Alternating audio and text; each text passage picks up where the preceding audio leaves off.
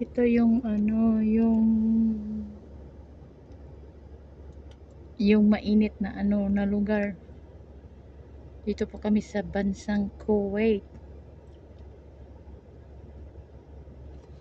Yan, ang init sobra sa. Tignan nyo. Nagbi-video po ako para may upload po ako sa YouTube. Naabot na sa Balnasir. Tignan nyo guys. Ito ko yun.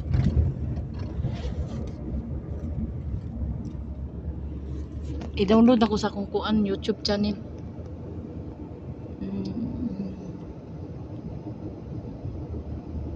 Ang init guys. Super.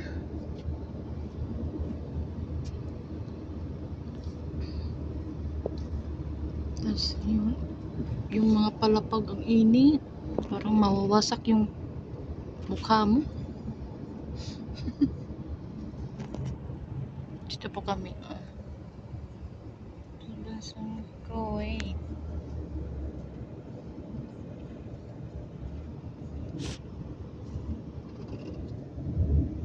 Hirap man ang sitwasyon, lumalaban po kami para sa pamilya. Ito po siya, yung lugar. Yan. Diba ang init? Super init talaga guys. Yan, mga gusali yung init. Diyos ko. Buti na lang nakaya sa mga contraction nito. Tino? Yung mga contraction, I believe, number one sila na lumalaban pa rin para sa pamilya. Kahit gaano man kahirap, lumalaban yung mga OFW sa bansang Kuwait. Pauwi na kami dito. Pauwi na kami sa bahay namin. Hangin namin, kapatid pala ng amo namin. Doon kami nakatira. Taas ko ginawa. Sorry guys kasi yung pagbibideo ko parang na-blurred man.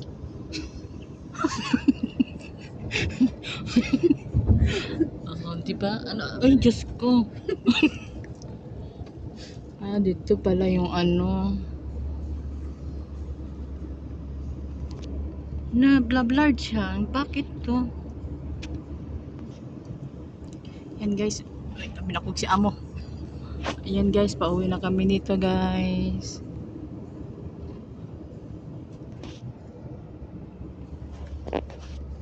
Yan si ate kasama kong katulong dito sa bansang Kuwait.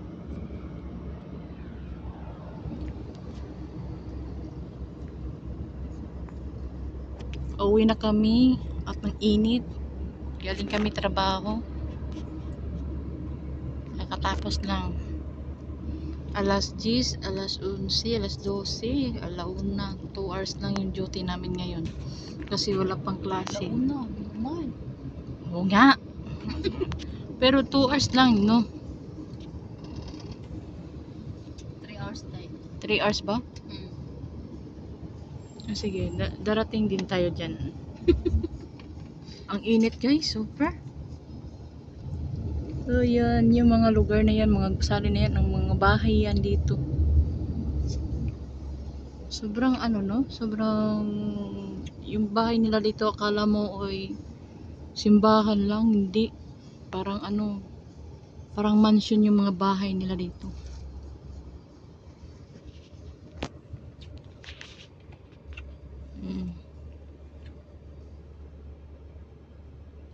Bumaba muna kami. Ay, bumaba.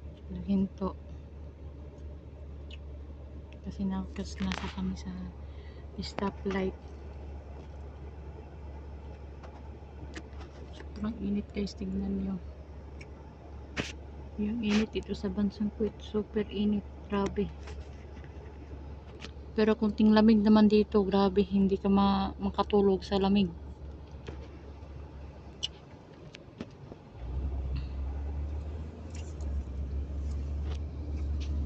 Dito po kami. Yan.